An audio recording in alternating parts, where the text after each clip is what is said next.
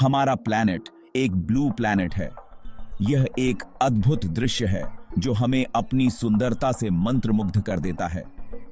ज्यादातर हिस्सा ओशन से ढका हुआ है। यह विशाल जल राशि हमारे ग्रह का एक महत्वपूर्ण हिस्सा है, लेकिन हम उनके बारे में बहुत कम जानते हैं। वैज्ञानिकों के लिए यह एक रहस्यमयी दुनिया है। सबसे गहरे पार्ट्स एलियन वर्ल्ड्स जैसे हैं। ये स्थान हमें बाहरी अंतरिक्ष की याद दिलाते हैं। वहां अंधेरा है, ठंड है और बहुत ज्यादा प्रेशर है। ये स्थितियां जीवन के लिए बहुत कठिन हैं। उनको एक्सप्लोर करना बहुत बड़ा चैलेंज है। यह एक साहसिक कार्य है जो अत्यधिक तकनीकी और वैज्ञानिक कौशल की मांग करता है। हम प्रोब्स और सबमरीन्स भेजते हैं। ये उपकरण हमें गहराई में जाकर अध्ययन करने में मदद करते हैं। हम ये समझने की कोशिश करते हैं कि वहां क्या रहता है। यह एक जटिल और रोमांचक प्रक्रिया है। हमें जो मिलता है वो अक्सर स्ट्रेंज और अमेजिंग होता है। ये जीव हमें प्रकृति की अद्भुत विविधता दिखाते हैं। ओशन मिस्ट्रीज से भरा हुआ है। हर कोने में एक नया रहस्य छिपा हुआ है। डीप सी क्रीचर्स बहुत फैसिनेटिंग हैं। ये जीव हमें अपनी अनोखी विशेषताओं से चकित कर देते हैं। कुछ तो डार्क में ग्लो करते हैं। ये जीव अपने आप में एक चमत्कार हैं। बाकी ने खुद को एक्सट्रीम कंडीशंस में ढाल लिया है। ये जीव हमें जीवन की अदम्य शक्ति का उदाहरण देते हैं। फॉर एग्जाम्पल, जायंट स्क्विड पहले एक मिथ हुआ करता था। यह एक रहस्यमयी कथा थी। अब हम जानते हैं कि ये रियल है। यह हमारे लिए एक बड़ी खोज है। यह बहुत इनॉर्मस साइज का हो सकता है। इसकी विशालता हमें अचंभित कर देती है। इससे पता चलता है कि ओशन सरप्राइजेस से भरा पड़ा है। हर खोज एक नई कहानी बताती है। हमें अभी बहुत कुछ सीखना बाकी है। यह एक अंतहीन यात्रा है और क्या पता डेप्थ्स में छुपा हुआ हो। यह सोचकर ही रोमांच होता है। ओशन हमें ऑ भी करता है और डर भी लगता है। सदियों से सेलर्स ने कहानियां सुनाई हैं, टेल्स ऑफ जायंट क्रीचर्स जो वेव्स के नीचे छिपे हुए हैं। एक नाम हमारे दिलों में दहशत पैदा करता है, लिवायथन। यह कोई ऑर्डिनरी सी मॉन्स्टर नहीं है। लिवायथन अलग है। यह मैसिव, पावरफुल और एंशिएंट है। लिवायथन सिर्फ एक क्रीचर नहीं है, यह नेचर की पावर है। लेजेंड्स कहते हैं कि यह वर्लपूल्स बना सकता है। यह अपने जॉज से शिप्स को कुचल सकता है। यह ओशन की रॉ पावर का सिंबल है। लेकिन क्या यह रियल है या यह सिर्फ हमारी इमेजिनेशंस का प्रोडक्ट है? इसका जवाब देने के लिए हमें टाइम में पीछे मुड़कर देखना होगा। हमें अपने एंसेस्टर्स की स्टोरीज और बिलीफ्स को एक्सप्लोर करना होगा। लिवायथन बहुत सारे कल्चर्स में दिखाई देता है। यह एक ऐसा क्रीचर है जो कई मिथोलॉजीज में अपनी जगह बना चुका है। यह अलग अलग फॉर्म्स में आता है। कभी यह एक विशाल सी सर्पेंट होता है तो कभी एक डरावना मॉन्स्टर। बाइबल में यह एक डरावना सी सर्पेंट है। इसे एक ऐसे क्रीचर के रूप में देखा गया है जो समुद्र की गहराइयों में रहता है। गॉड ने इसे बनाया था। यह उसकी शक्ति और रचना का प्रतीक है। यह उसकी पावर का सिंबल है। लिवायथन की शक्ति और उसकी विशालता को देखकर लोग हैरान रह जाते थे। लिवायथन का जिक्र बुक ऑफ जोब में है। यह एक ऐसा क्रीचर है जो अपनी ताकत और आकार के लिए जाना जाता है। इसे इमेंस स्ट्रेंथ और साइज के क्रीचर के रूप में डिस्क्राइब किया गया है। इसकी ताकत और विशालता का कोई मुकाबला नहीं। यहां तक कि सबसे बहादुर वॉरियर्स भी इससे डरते हैं। लिवायथन का सामना करना किसी के बस की बात नहीं थी। दूसरे मिथोलॉजीज में लिवायथन अलग है। हर कल्चर ने इसे अपने तरीके से देखा और समझा है। एंशिएंट कैनानाइट्स लोटन को मानते थे। यह उनके लिए एक महत्वपूर्ण मिथिकल क्रीचर था। लोटन एक 7 हेडेड सी सर्पेंट था। इसकी 7 सिरों ने इसे और भी डरावना बना दिया था। यह गॉड ऑफ केओस का सर्वेंट था, केओस और डिस्ट्रक्शन का प्रतीक। नॉर्स मिथोलॉजी में जर्मुनगांदर है। यह एक और विशाल सी सर्पेंट है। जर्मुनगांदर एक जायंट सर्पेंट है जो पूरी दुनिया को घेरे हुए है। यह दुनिया के अंत का संकेत भी माना जाता है। ये स्टोरीज हमें कुछ दिखाती हैं, यह हमें सिखाती हैं कि कैसे समुद्र के रहस्यों ने मानव कल्पना को प्रभावित किया है। लेवायथन एक यूनिवर्सल कॉन्सेप्ट है। यह हर कल्चर में किसी न किसी रूप में मौजूद है। यह हमारे फियर और फैसिनेशन को रिप्रेजेंट करता है जो ओशन की अननोन डेप्थ्स के साथ है। समुद्र की गहराइयों में छिपे रहस्यों ने हमेशा से हमें आकर्षित किया है।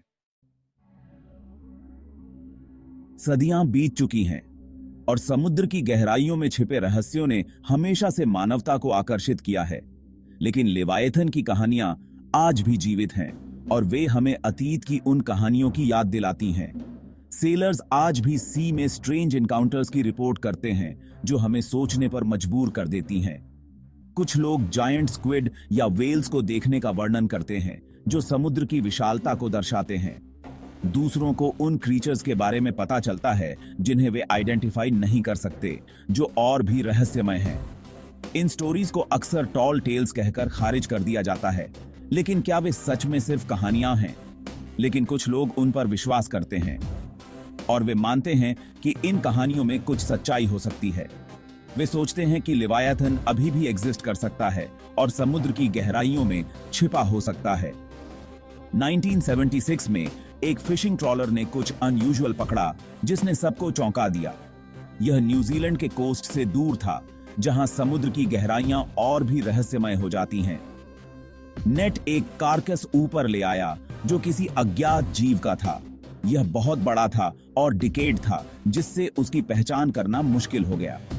इसकी एक लंबी नेक और फ्लिपर्स थे जो इसे और भी रहस्यमय बनाते थे। कुछ साइंटिस्ट्स का मानना है कि यह एक प्लेजियोसॉर रहा होगा। प्लेजियोसॉर्स मरीन रेप्टाइल्स थे जो समुद्र में रहते थे। वे लाखों साल पहले रहते थे और अब एक्सटिंक्ट माने जाते हैं। क्या वे आज भी एग्जिस्ट कर सकते हैं? एविडेंस इनकंक्लूसिव है और यह सवाल अभी भी बना हुआ है, लेकिन रहस्य बना हुआ है और समुद्र की गहराइयां हमें हमेशा से आकर्षित करती रही हैं। क्या लेवायथन असली हो सकता है? पॉसिबिलिटीज को एक्सप्लोर करते हुए ओशन बहुत विशाल है। यह मोस्टली अनएक्सप्लोर्ड है। क्या लेवायथन जैसा क्रीचर इसकी डेप्थ्स में छिप सकता है? ऐसा लगता नहीं है। हमने ओशन के बहुत से हिस्सों को एक्सप्लोर कर लिया है। हमारे पास सोनार और अंडर वाटर कैमरास हैं। जरूर अब तक हमें ऐसे क्रीचर का एविडेंस मिल गया होता। हालांकि ओशन के कुछ पार्ट्स अभी भी एक मिस्ट्री हैं। फॉर एग्जाम्पल, मरियाना ट्रेंच अर्थ का सबसे डीप पॉइंट है। यह 7 मील से भी ज्यादा गहरा है। हमने इसका बस एक छोटा सा फ्रैक्शन ही एक्सप्लोर किया है। क्या लेवायथन वहां छिपा हो सकता है? यह पॉसिबल है, लेकिन अनलाइकली है।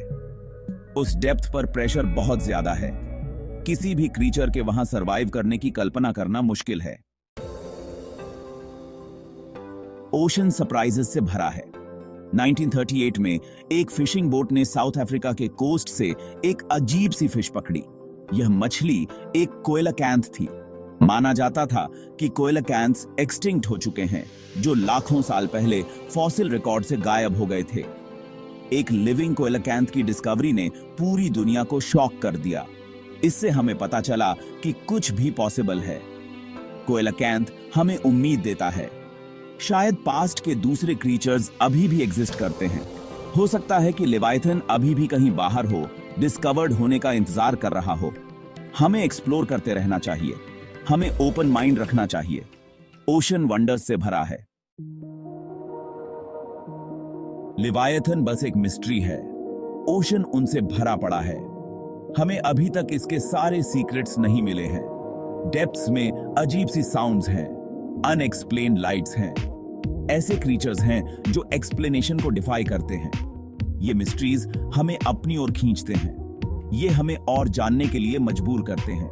हम अभी ओशन को समझना शुरू ही कर रहे हैं। यह एक वास्ट और कॉम्प्लेक्स इकोसिस्टम है। यह लाइफ की एक स्टैगरिंग डाइवर्सिटी का होम है। हमें इसके साथ रिस्पेक्ट से पेश आना चाहिए। हमें इसे पोल्यूशन और ओवरफिशिंग से प्रोटेक्ट करना चाहिए, ओशन की खातिर और अपने फ्यूचर की खातिर। ओशन को बहुत से थ्रेट्स का सामना करना पड़ रहा है। पोल्यूशन, क्लाइमेट चेंज और ओवरफिशिंग अपना असर दिखा रहे हैं। इस प्रेशियस रिसोर्स को प्रोटेक्ट करने के लिए हमें अभी एक्ट करना चाहिए। हमें एनवायरनमेंट पर अपने इम्पैक्ट को कम करना चाहिए। हमें सस्टेनेबली फिश करना चाहिए। हमें फ्यूचर जनरेशंस के लिए ओशन की हेल्थ सुनिश्चित करने के लिए मिलकर काम करना चाहिए। ओशन को प्रोटेक्ट करके हम खुद को भी प्रोटेक्ट कर रहे हैं। ओशन हमें फूड, ऑक्सीजन और रिक्रिएशन प्रोवाइड करता है। यह हमारे क्लाइमेट को रेगुलेट करता है। यह अर्थ पर लाइफ के लिए एसेंशियल है। हमें इसके साथ हार्मनी में रहना सीखना चाहिए। हमें इसकी पावर और मिस्ट्री का रिस्पेक्ट करना चाहिए। हो सकता है कि लेवायथन एक मिथ हो, लेकिन यह हमें एक इंपॉर्टेंट लेसन सिखाता है। यह हमें ओशन की पावर की याद दिलाता है। यह हमें नेचर के सामने अपनी खुद की छोटी सी एग्जिस्टेंस की याद दिलाता है। हमें ओशन के साथ ह्यूमिलिटी और रिस्पेक्ट से पेश आना चाहिए। हमें इसे समझने का प्रयास करना चाहिए। हमें इसे प्रोटेक्ट करना चाहिए। लेवायथन एक सिंबल है। यह अननोन को रिप्रेजेंट करता है। यह नेचर की पावर को रिप्रेजेंट करता है। यह एक रिमाइंडर है कि दुनिया में अभी भी वंडर्स हैं। हमें उन्हें खोजते रहना चाहिए। हमें एक्सप्लोर करते रहना चाहिए। हमें कभी भी वंडर की भावना नहीं खोनी चाहिए।